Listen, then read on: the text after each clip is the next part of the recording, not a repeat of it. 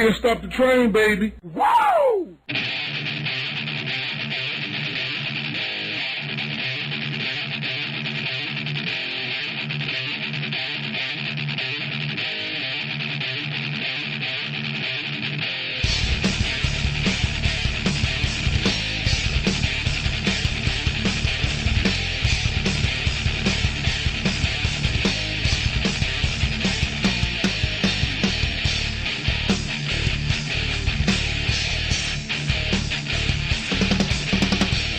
Round 46 of VV Gaming's Losers Bracket, and we have another jam-packed show for you coming this week.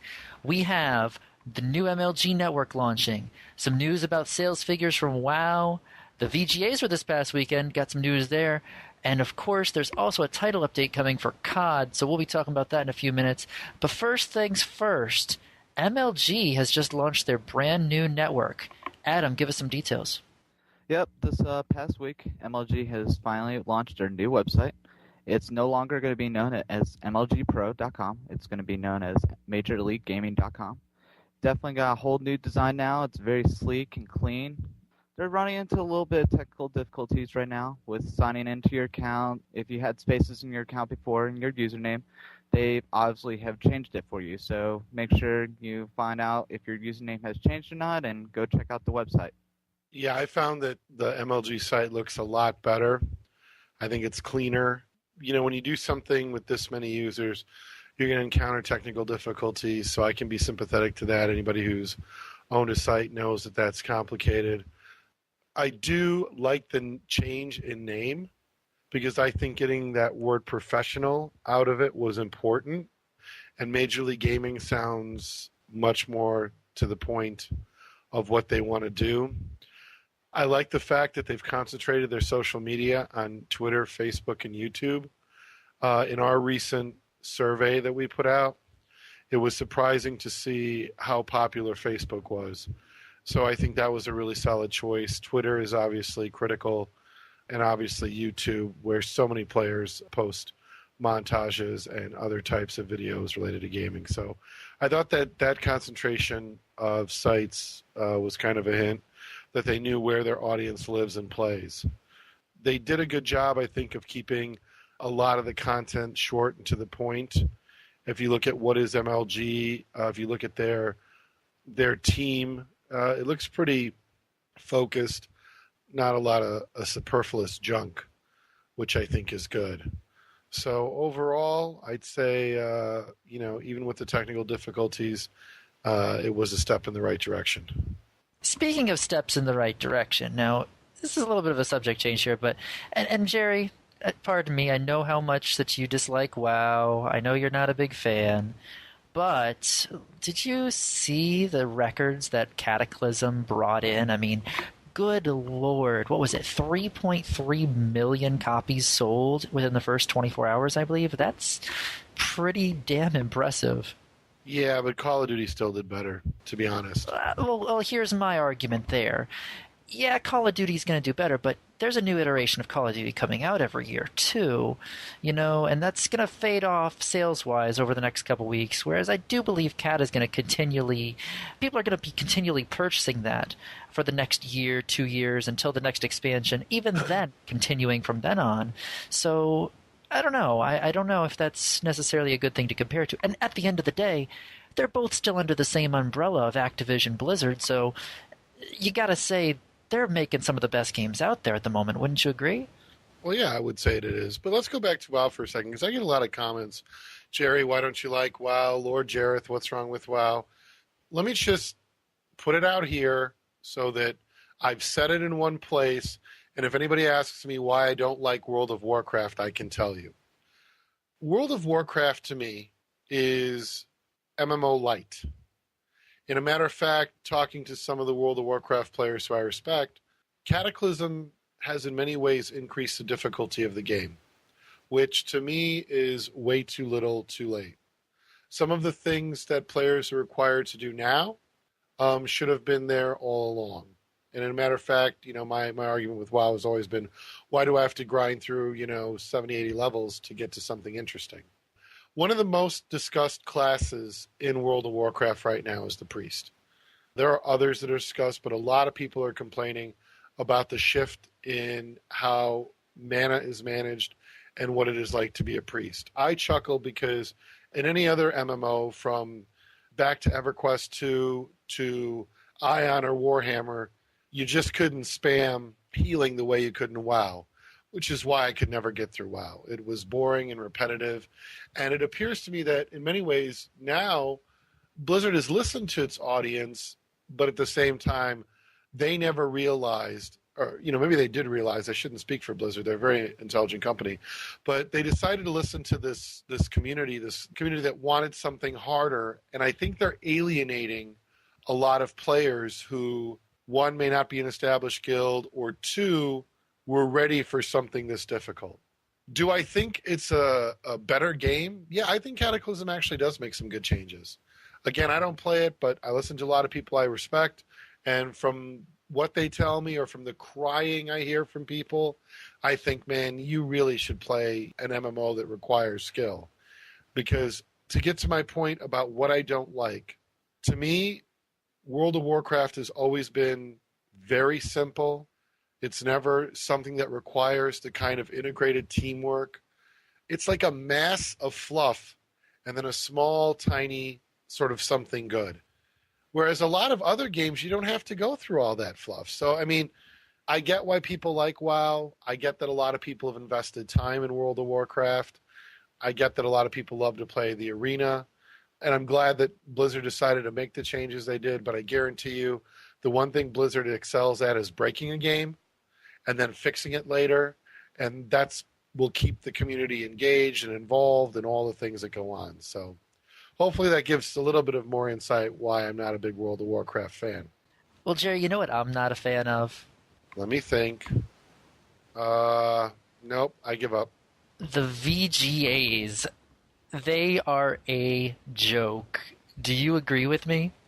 I want to know who advises Spike Television. That's what I want to know. Yeah. That's my question. I'm serious. It's goofy. It really is. I mean, don't get me wrong. The trailers they showed were pretty incredible. I am severely looking forward to Mass Effect 3. That was just boxer change worthy. Elder Scrolls 5. I've always been a big Elder Scrolls fan. Those trailers were phenomenal, off the charts. But does anyone really care about the awards that they showed? I mean, really? Yeah, I mean, I think when you have an award show and your trailers are really the news, that's the problem right there. Because I will agree with you, Elder Scrolls 5, I'm sure I've put in at least 200 hours into Oblivion. Mass Effect, I've played both games, both on the 360 and the PC, and I loved them. And the Batman trailer, even though I'm not a Batman player, I took a look at the trailer and I was like, yep. Yeah, and actually, I did do the opening of Batman Arkham Asylum on the OnLive system, and I thought the cinematics and the way it drew you in the story were really solid. So to give them credit on that regards, they did definitely pick really good trailers to show and things I think are relevant and popular. But for the rest of it, I don't know who that appeals to. Me no like. Yeah, you know what? I tell you what I do like, though, is Call of Duty Black Ops, Title Update 4, mid-December. If you think about it, Treyarch has always been quick to patch their games, and we're at Title Update 4 already. I got to tell you, and I mean this, I really like Black Ops. I think if you don't play Black Ops, you're missing out on a really, really solid game. As a matter of fact, I'm going to say it. It's been bothering me. I've debated. I was a huge Call of Duty 4 fan. I loved Call of Duty 4, and I kept going back and forth, and then finally I'm going to say it. Black Ops is the very best of the Call of Duty series, and I have no regrets about saying that. I've got to be honest, it's the first game that has drawn me in. It's a first-person shooter on console since Rainbow Six Vegas. This is a game that myself and some of my other friends who are traditional PC gamers, come from a Counter-Strike background, have been pretty impressed by. I mean, honestly, the levels, pretty balanced, no real issues with them. The gameplay has been smooth and enjoyable. Everything about it, it's not a bad game. I wouldn't say it's a masterpiece. It doesn't really captivate me. But as far as an enjoyable experience and a solid game, I've enjoyed it. Yeah, and I mean, when I look at what comes in this title update, I've tried to talk to some players about what they need to do to get their network address translators, their NATs, from limited to open. And it looks like part of this is they're going to look at a way to take those who had strict or moderate NATs and actually make it a lot easier for them to be able to get into a player match. So that was really good. And I think that when you look at some of the gameplay tuning, I think everything that they're deciding to address makes sense to me. I mean that they're going to do, sniper rifle accuracy when scoped in. They're going to increase that a little bit. A minor reduction in knife lunge. I know a lot of people are going to be happy about that because that whole knife lunge, to me, is definitely something I think that needs to be fixed. And I think that the other things, for those that you want to know, they're going to limit the ability to re-roll supply drops using Hardline Pro to care packages only, no other kill streak drops. They're going to add a negative influencer to all spawn points to decrease the chance of spawning near an enemy. And this is going to further improve spawning protection on top of previous updates. So, that's another thing I really like is that you can see from patch to patch spawn points getting better. And that is very important, especially as they get more and more data. There's going to be additional sound mix tuning for Ninja Pro users. We're going to get increased ranges and volumes of enemy footsteps. And remove player footstep sounds on concrete material types, which I guess that's more for realism or just something that was sort of not working right under Ninja Pro. They're going to increase the headshot multiplier for sniper rifles. And sniper rifles with suppressors equipped will now always be ensured one-shot kill headshots, which was one of the reasons a lot of people were, really wasn't, to be honest, there was no reason to pick up the sniper rifle. This will at least make it a more viable weapon in the game. Now that we've done our job and we've covered the news that affects gaming, I want to talk about some VV gaming news. First things first, everyone should know that we've announced a partnership with some of the Rock Band Network publishers. There's an article on that above the shout box. SteelSeries 12 Days of Christmas Bling. Make sure that you sign up on these sites and enter. Everybody has a chance to win. It goes on for 12 days. That started Monday of this week. I want to welcome our new Black Ops team, SBN. Welcome to VV Gaming. Also, if you want to earn V dollars for our economy, if you own a piece of SteelSeries gear, make sure that you go to Amazon.com, Newegg.com, or Newegg.Canada. Leave a review. Let us know about it in the post so we can let SteelSeries know what you've done, and you can earn your V dollars. Also, very, very, very important, if you have not seen Gimpy Fish 62's video on YouTube, it's called Player's Progress. This is a storyteller. It's entertaining. I normally do not watch videos like this.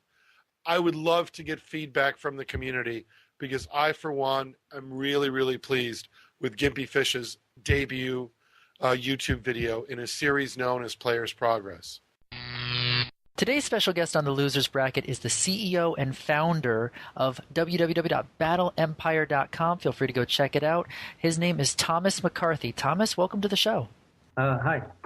Now, Tom, would you rather us call you Tom or Thomas? What's better for you? Tom is just fine. Tom, cool. All right. So, Tom, give us a rundown. What exactly is Battle Empire? Battle Empire is a premier professional gaming league for video gamers. It's something of a league of leagues that legitimizes professional video gaming. Okay, and how exactly do you plan to go about doing this? Well, we start with the problem of how do you get earnings into a company to support paying gamers professional salaries, getting them the recognition, which will come along with the high salaries that professional athletes obtain in professional sports like the NFL, NBA, and NHL. So when you look at their model, you see that the fans are what pay the players, those that attend the contests, even in tennis or golf. It's those that are watching, those that support, and then the advertisers. So all of the above brings in the revenue. Now, naturally, we don't have a lot of people out there don't really want to watch guys shooting each other on Counter-Strike or Call of Duty and whatnot. So I had to figure out a way to get enough money or get enough earnings out there to pay these players seven-figure incomes? How do we make these guys professional athletes? It starts with paying them the right amount of money. When I looked at some marketing data, I found that the gaming industry around 2007 was approaching 900 million gamers, almost a billion gamers. I'm pretty sure we've crossed that threshold now. And I said to myself, there's the marketing opportunity right there. You have more gamers than you have fans and athletes in NBA, NFL, and Major League Baseball combined. If we can somehow capitalize and market to these people, we can get the money that we need to pay the gamers. We've created something of a marketing tool, if you will. We're a marketing company to other gaming companies. To gamers, we're a league of leagues. If I may, Tom, I want to focus on one element in particular as I hear this, and that is the paying of the players and the creation of this league. Now, I know a lot of gamers out there will say, you know, we have had our hopes up high and it's been crushed before. We've seen leagues come and go, and now along comes Battle Empire. What are you going to do differently that something like Championship Gaming Series, CGS, or Major League Gaming is currently out there? How do you differ from those? What will you be doing in particular that you feel is different that will have you stand out or maybe make this more successful? We differ in so many ways. Number one, I have to address the staff. We have a multicultural, multinational staff that spans the entire globe, and we have guys that are just feverish about what they do. They're passionate about what they do. Some of these guys, I don't know if they ever sleep. There's the chemistry that's there. We have something of a melting pot of talent. We have good, strong, disciplined executives that have the business acumen, the background, the formal education. And we have guys like myself and Marcus Landrum we've been gaming since 1993. Even prior to that, back in the BB days, when gaming was text-based, electrocuting ourselves from the old Token Ring network to network Warcraft and whatnot. We've been around and we've done a few tournaments, and so we have that amazing chemistry in our team, and we have the passion. It's very important, and I always want to put that on the forefront. So, Tom, I'm excited to hear that you have a very solid team. Talk to me about how it works. Let's say I, right now, am a top Counter-Strike Source player, as an example. What should I do? How will it work? Talk me through the steps that I would take to get involved with Battle Empire and what I can expect. The steps you would do, or the steps you would take to get involved with Battle Empire, is simply visiting the site, having a credit card or PayPal account, and as long as you're able to pay the membership fee, which we liken to a player's association fee in the NFL or in NBA or any professional league, you'd probably have to pay some type of fee. That kind of keeps the lights on for us and allows us to give a host of bells and whistles, a modern gaming social community and whatnot. So you would register. You would, in the case of our first release, Counter-Strike, our implementation with Counter-Strike, you would simply create an account and you download a client. This client kind of wraps itself around your system. Once you enter your username and password, it automatically fires up a Counter-Strike session. You watch an ad for 30 seconds while you're queuing, and in our proprietary queuing system, it matches you up with a server randomly and puts something of a token between you and this server where you're locked onto it. And then you randomly get placed into a game, you play your game, we grab more statistics than you know what to deal with out of that, and then we rank them accordingly on 24-hour periods. And at the end of 15 days, you're paid your earnings based on your daily performance. So we're in 24-hour cycles as far as rankings are concerned, and then our payouts every 15 days. So first of all, what is the cost? The cost will vary from league to league. Right now, we're looking at somewhere between $5 and $6 for Counter-Strike. It's basically what the players want. There's two things that we're doing as we're pioneering this that's very important to understand. Unlike the paradigms of the past of professional leagues, in order to do this properly, you have to approach everything with a fresh mind. When we're creating this League of Leagues, you can't make one game the same as the other. So it's very difficult. In the case of World of Warcraft, you probably establish an instance for the BE League, whereby you won't require a client. that'll be fully integrated with the products. The idea is to make this as seamless and transparent to the gamer as possible. We want this to be as easy as possible. And you may not always have a client depending on the league you're working within or you're signed up for. This is the primary differentiator that we have when compared to our competitors. They're not willing to jump over this very difficult hurdle of partnering with the gaming companies and getting past that. All right, so I as a player have paid my $5 or $6 into my Counter-Strike Source League, and after 2 weeks of playing, I'm going to start thinking, well, if you're ranking my stats, I may only want to play with a certain team, or am I going to be in there with a mix of random people? What can I expect to make after 2 weeks, and how am I kind of being evaluated as far as my payout? Well, we're expecting to pay out depending on the league, depending on the investments. Since we're a marketing company to game companies, there is a high probability of cash infusions and marketing dollar being pumped into the league to entice players.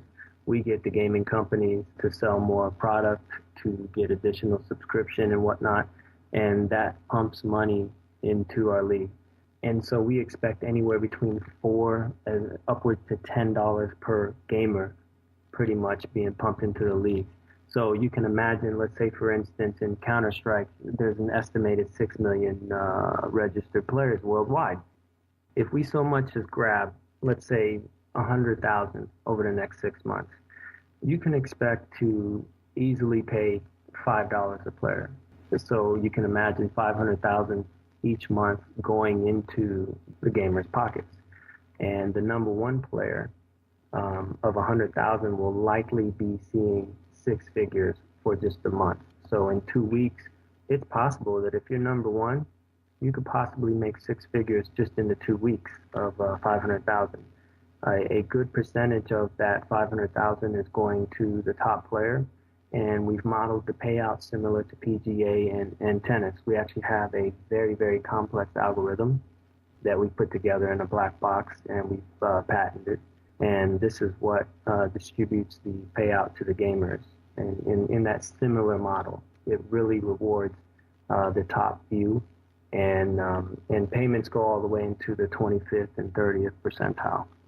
I had a real quick question I wanted to touch on since you brought up the algorithm, because I think the biggest question most high-level gamers and gamers in general are going to ask is, how does that algorithm work? I mean, I think the one thing that may bother people is they may be a little turned off by complex algorithms.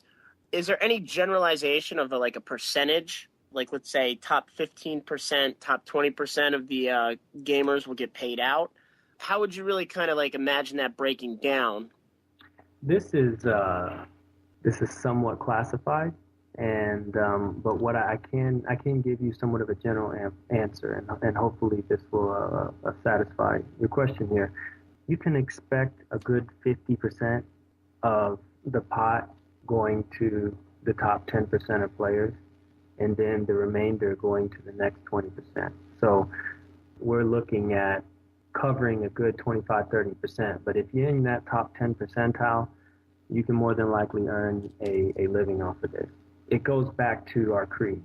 We want to legitimize professional video gaming, and I've heard professional leagues to say that before. But no, not just here's a $20,000 prize or a $5,000 prize and whatnot. We want to legitimize professional gaming, not just recognition or padding their wallet, but we want to do a little more than replace their day job. We want to give them an opportunity to gain worldwide recognition, just as any professional athlete, and make a few millionaires out of the elite. And that's what our model can accomplish. So what would the appeal, as you would describe it, be to maybe mid-level gamers? I read on your website you have a program for maybe gamers that are up-and-comers. What would the appeal be to spend the membership fee if you're interested in becoming a top-level Battle Empire player, but you maybe know you can't really compete with that top 10%? What makes the site worthwhile for that membership fee? To answer your question, we didn't come up with a solution. What we did was, first of all, just like our beta test, we grabbed not just professional gamers, We talk to casual gamers, the internal team. That's obviously a big question that comes out of gamers. Not everybody can go in there in shooting games perform a headshot, or in fighting games perform a 32 punch combo. So the casual gamers want to know where it is they can compete and still make this worthwhile to pay their fees and be a part of the community. Well, that's just it. We're going to make you a part of the community, and we're also going to establish predetermined achievements. So during the beta test, for instance, we had most knife kills. You don't have the most, you don't have to have the most skills in Counter-Strike to get the most knife kills. You could do the most assist damage by grenades. We're creating a system that awards achievement, number one. Number two, we're also creating a player development system, or what we trademark as a PDS system. If you're going to create a virtual professional league, you're definitely going to need a virtual coach. Unlike golf, which you can have a physical coach, we figured we had to create a virtual coach. So on Counter-Strike, where we want to take our statistics, and we're working on that right this very second, is we want to make it where it can identify, hey, you're using an open field weapon on a closed field map, or a handgun and open field weapon. This is lowering your shooting percentage. The professional players that are above you are using weapon X or weapon Y. So you have something of a player coach. And the last thing we offer is a player community. We want to make a social community that's unlike any other, that offers players the ability to communicate, learn, and grow. Just like in golf, just like in tennis, there's people out there spending hundreds of dollars playing those games with the aspiration of being that Tiger Woods or being that LeBron James out there. If we make the millionaire gamers, if we reward those guys for their skills and countless hours of playing these games, then we feel that'll entice the casual gamers and others to come along the same path, have some dreams, if you will. Will you be doing any sort of broadcast of the top-level players or anything for the community to watch? And what will the incentive be for the top-ranked players to risk their top rankings to compete in these big matches, and what would be on the line? Because I think that's something that, as a community member, we love to watch those big matches and cheer them on. We're working right now on the BETV where we'll be live streaming. We're looking at possible partners, and we're looking out there and seeing what our options are. We actually have the technology to do so now. We just really need to put an anchor in the ground and determine what it is we're going to do. But we're going to definitely publish live action of our professional players out there doing their thing. And also our systems is designed in a way that you cannot get in there, do phenomenal for 30 minutes and bolt out. This is not the way. It's just like in tennis, just like in golf, you have to love your sport. You have to play your sport tirelessly. And that's how you earn that high income. That's how you expose yourself to the elite level of pay, is if you put in the time. And our system is designed to do so. Let's talk a little bit about the company, the investment, and the business behind Battle Empire. What's the name of the company officially? Battle Empire Corporation. And when did you guys first incorporate? We first incorporated last year, around August 2009. So since August 2009, give me a feel for the kind of funding or the kind of process you've gone through to raise revenue to get you where you are here. Well, it's been very tough because companies, viewing a lot of articles out there recently, even large companies like EA still have problems getting funding. And it's that type of industry, high risk, high reward. We're taking innovative approaches there as well. We're approaching these investors, and to be honest, it was by chance that I met one that's led to a lot more relationships.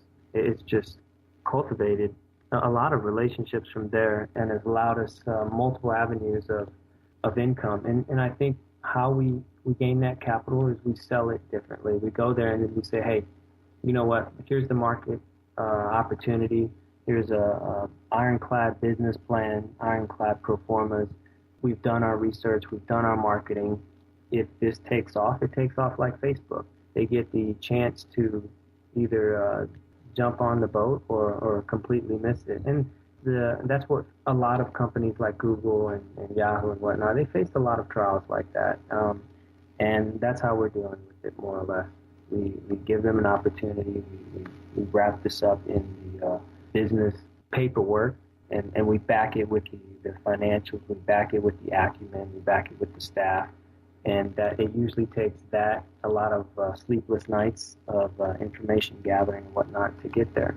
And so right now, we actually have a line of investors. We're actually getting to hand select the ones that we want at this point, and several are knocking at our door because it's the more we move along and the more milestones we blow past, they're seeing more and more how realistic this can be. And one fine example is E3. Every time we turned a corner and passed a milestone, we were all surprised. And E3, we were there for 3 days, and we were pummeled. There was a line to our booth. It was a modest booth, not tiny, but not big by any stretch of the imagination. And we didn't have the time to take a bathroom break. It was just that much traffic, our exhibition. Well, help me understand what the next steps are. So right now you're in a beta, and that beta is for Counter-Strike Source. Is that right? Yes, that's correct. Is that beta free, or is that something people have to pay for? The beta is going back to the start of the interview. We break the mold. We're paying you the beta test for us. How many companies do you see doing that? I'm sure there are a lot of people who'd like to get money. Tell how the beta works exactly and how players can get paid.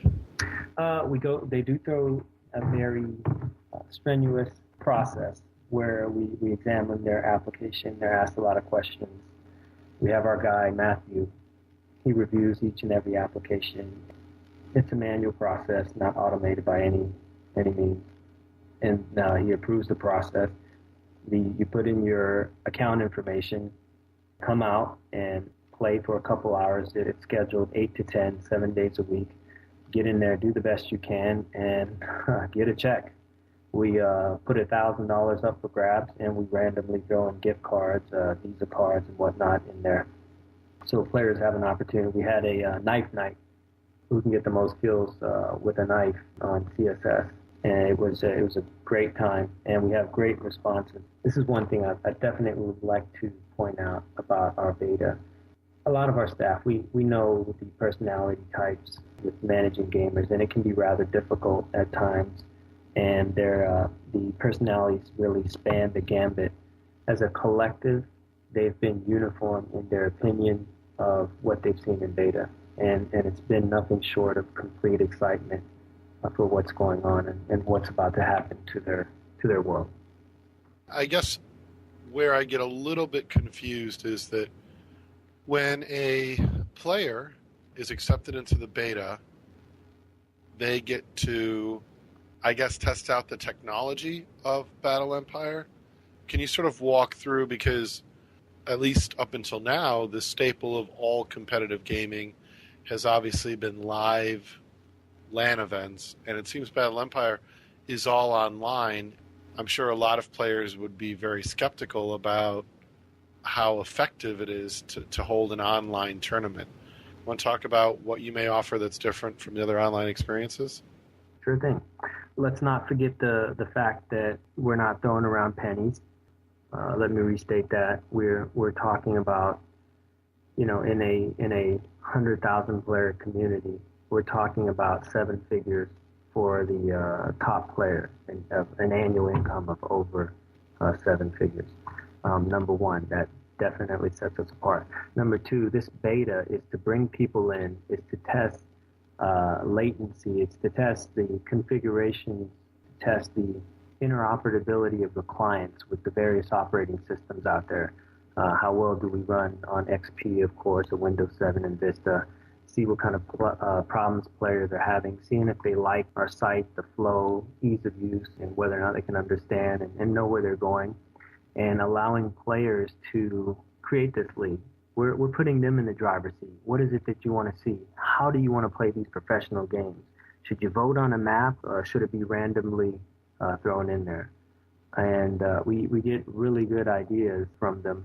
And the most important thing here is what we want to mimic is as close to LAN play as possible. Get that latency in tune, Do we need to go with regional servers, or do we continue to operate out of the cloud, which is what we've been operating?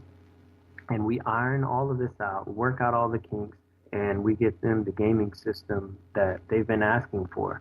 Now, you're probably going to wonder, well, how do you deal with technical issues of latency and anti-cheat?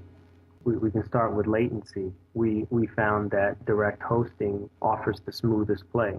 So we've put our best engineers at it, and we've been able to create an environment, at least for East Coast players, that they've said they've never experienced such smooth play. They're happy with that, and so we've migrated out of the cloud. And that's something we told gamers from the start of this beta. Just because something is not what you like, gripe, moan, yell, scream, do what it is that gamers do. We don't care, bash us as much as you can, so that we have our scars now and we come out with the perfect system. Number 2, anti-cheat. While we are going to put anti-cheat into each and every system, the key deterrent is not the anti-cheat. The key deterrent is the threat of federal prosecution. We have an army of lawyers right across the water in Manhattan that is prepared to pounce. We have the legal backing that was a part of a lot of investment on our part to make sure that we are in compliance with most of the states right now. And it's also to make sure that gamers understand, as you'll see in a lot of legal warnings, you cheat here. It's not like stealing a candy bar from a grocery store. You're stealing tens of thousands of dollars. We'll ban you in just about every place that we can. If you have a credit card or a bank account, they will be notified that you're committing a crime. You'll be banned from everything you can imagine. If you have a PayPal account, forget ever using another PayPal account. We have your name. We have your address. You'll never compete in BE again. That's our number one deterrent. We figure that'll get rid of 99% of all the cheaters out there. So the way to combat cheating is to, I guess, bring criminal prosecution against players that in some way cheat. Is that correct? That's our primary deterrent. That's correct. According to the model you have in place, and one thing that I guess is sort of like possibly confusing to me, generally in a prosecuting case, you'd have to sort of demonstrate damages. And I'm wondering, at what level do you sort of set the precedent to determine those damages? I mean, let's say I'm playing at one of your events and I cheat. How would you determine the amount of damage I've caused, if you could help me understand that? Matches are monitored, and if a guy is being reported as a cheater through numerous avenues that we have via the website, contacting a moderator in a channel, email, whatever the case may be, we'll start monitoring this person's activity. And that's why we have the cycles that we have, 24 days and 15-day cycles. We can freeze the payment during that time. And gamers out there are very, very suspicious. That's when we start to monitor and we start to record their activities and make a case towards them that they're using a technology or doing something to cheat. A similar way to what the NFL would do. If in fact this person's using a technology to steal money by cheating a system, that's the legal grounds we'll move forward with and pursue prosecution with. If it's inadvertent exploit by, let's say they're using it's a new game and there's some type of exploit, that would be more like a fine, a slap on the hand, like an NFL player hitting with a helmet or whatever. We leave that on the game developer side. Unlike Counter-Strike, one of our next titles, and we have quite a few people in the pipeline here waiting for us to move on to their project, they'll have to deal with the cheaters. We feel that it's their league. Unlike Counter-Strike, we're kind of taking this from soup to nuts, top to bottom. This is we're hosting the servers, we're managing the legal aspect and everything else. I hate to go back to the money, but I think you'll agree with me. The money is really what the core attraction and what you're offering up is. I'm sorry if I'm being redundant, but for these big salaries, like you mentioned 7 figures before, the yearly salary for a top player, it's $1 million. And $1 million out of 100,000 subscribers that are paying $5 would be like 18%, 17.5% of your total income to one player. So I guess I'm just asking, are you planning on, is the $5 not really going to be the core of your income? Is it going to be much more? You mentioned video game partnerships and other investors and marketing.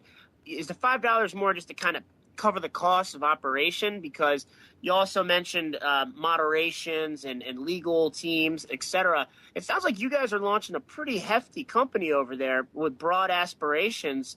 Is $5 enough to cover all that, I guess is what I'm asking. And will there be enough to go around to kind of pay, after the expenses, all the players that you intend to pay? No, $5 is not. $5 is, and I'm sorry if I wasn't clear earlier, $5 truly just keeps the lights on. It takes a enormous amount of hardware to keep not only the social sites up, to keep the gaming sites up. In the case of Counter-Strike, since it's a open source game that's not being hosted by Valve, we host it. You can't put too many gamers on one server, so you can imagine if we have 100,000 players, we're going to need a lot of servers, hundreds of servers. You can imagine that $5 isn't really going to do too much if you can put, let's say, 60 players on a server. That's not going to be much at all, and the ROI will take quite a bit of time. Then you have customer support. You also have additional development costs, and so on and so forth. Insurance and legal and everything else. So that simply just keeps the lights on. And that's what we really want the gamers to know. It's not where we're paying them from. That's not how we do business. How we do business is this. When a gamer gets ready to play Counter-Strike, he has to watch an ad in between each match. So let's say a match goes for 11 rounds. I hope I'm using the right terminology here. And before the match, you're watching 30 seconds. I have a captive audience that have to watch this match before the race starts. So every second counts, be it warm-up or whatnot. It would be like running an Olympic 100-meter dash, and you've got to watch an ad, and when the ad's done, you get to go. So I've got a captive audience that I sell impressions to marketing to companies wishing to advertise to a very selective group of people. So you have a specific demographics, and a very good one, because the average gamer is 35 years old. This particular demographic spends a lot of money as well. I'm able to not only offer marketing data to companies, I'm able to offer this avenue where I have a captive audience, and I can demand a pretty high rate. Unlike TV, where you can get up and go to the bathroom if you don't want to see an ad, gamers are going to have to pay attention to the screen. Their game could start, and they could be at a disadvantage if they lose any seconds off of their time. So that's where the majority of the money comes from, and that's going back to the gamers. We've created a calculator. We've done the work behind it to find out, out of how many players, how many impressions we can get, and on average, how long players sit and play each and every week. And we turn that into revenue that we could possibly generate from this. And there's a huge amount of interest just there alone. Never mind TV, never mind co-branding opportunities with hardware suppliers.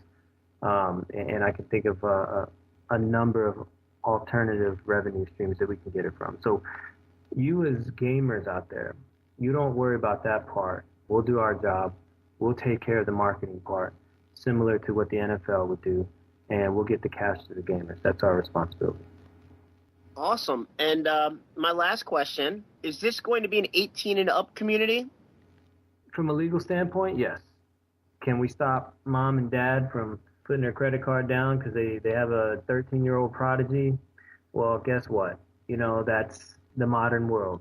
And just like we'll have issues with the judicial system, where we'll have to occasionally have a run-in with them because we're not gambling as much as people like to stick that label on us. It's time for the world to get hip to what's going on today. Just because it's online, just because it's a game, does not mean it's associated with gambling in any way. No money is being bet.